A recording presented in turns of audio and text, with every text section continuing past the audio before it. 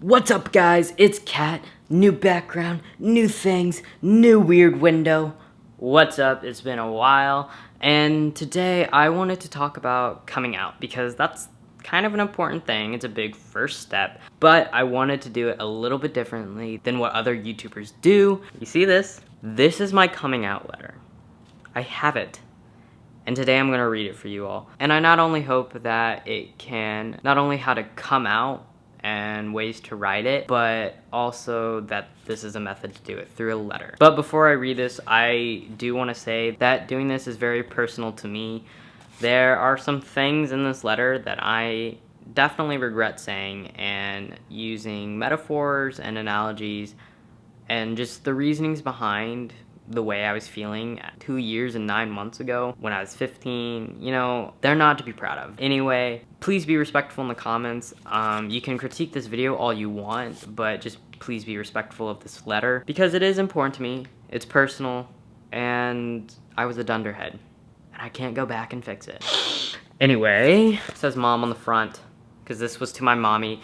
I came out to my mom first because I was living with her and she was my immediate support. Another thing, I knew from the get-go my mom was gonna be supportive. I didn't know how supportive she was gonna be, but I knew she wasn't gonna kick me out of the house or anything. Why did I pick a letter? The reason why I wrote a letter rather than telling her over the phone or telling her in person is because when it comes to stuff like this, I cannot do confrontation well. It doesn't work for me, and I figured the letter would be the best way to do. Opening the letter, the first thing I see is this little note that I wrote. And pretty much it's asking my mom to hold all questions until the letter has been completely read. And that was because, once again, the confrontation thing. I wanted her to finish the letter and get to the end of it before we talked about it.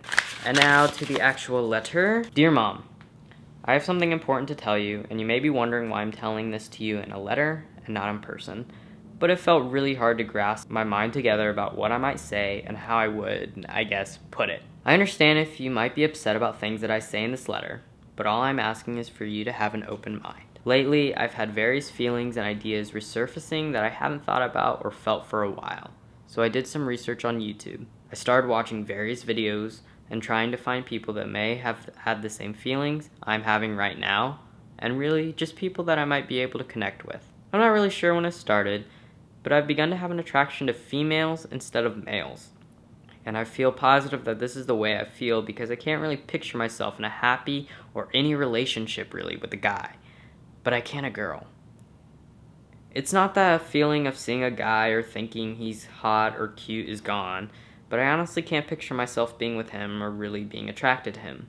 The thing is, when I think about how one of my relationships would be or how I want one to be, I don't picture a female to female relationship. I picture a male to female relationship with me as fulfilling the guy or boyfriend role. As I said before, I've been looking into other people who have publicly shared their life and experiences and finding people that may have had similar feelings or actions to mine, and I found several. I think that school's brought up a lot of these feelings and ideas that I haven't thought about for a really long time. But mainly in my 2 high school years, I feel like I've lost my sense that I belong somewhere, but I'm not really sure if school is the actual reason or if that it's just me. I've been looking back into a lot of my writing this past year, and a lot of pieces have caught my eye where I talk about feeling like I don't fit in or that I haven't found my comfort place yet. My comfort place always appeared in my head as a place from a fictional story where certain things don't matter, and it doesn't really matter who you're supposed to be since there isn't a right answer or idea. The one I always see is Camp Half-Blood. I'm not sure why, but I don't see it because I love the Percy Jackson series. I honestly think it stands out to me because there are certain things that don't matter there. That what really matters is finding out who you are and training and doing things to survive. When I look back, I always see myself as this wannabe warrior person and a girl who is in touch with her masculine side more than other girls. I've been getting these impulses to get in fights. Don't remember that at all. I really don't. Even though I'm probably not able to strength-wise. I've thought about the Army and the National Guard and about how I want to fight and protect. I'm not really sure what all these feelings and ideas mean, but I'm really starting to confuse myself thinking about them. While fumbling through the past in my head and with this idea, I finally feel like the puzzle might actually be complete since I found the missing piece. I've noticed, though, all these ideas and feelings have taken their toll on me. I've realized how distant I've become, maybe searching for the answer within myself without even realizing it. I felt unhappy, and I really feel like this might be the reason why. I don't know. I just sometimes feel like I don't belong. Is that weird? I feel like I've entered this major journey to find myself, and I really want you to be a part of it because I realize now that I felt so lost with the coming and going of these thoughts and ideas, and I really want someone by my side when I walk the trail. And I think that the first step to finding myself is to seek gender therapy. I'm not sure what you'll think about this as a first step, but it's been a first step for a lot of people, and they said that it made them feel better and really helped. All I'm asking is for you to have an open mind about who I am now and who I may be.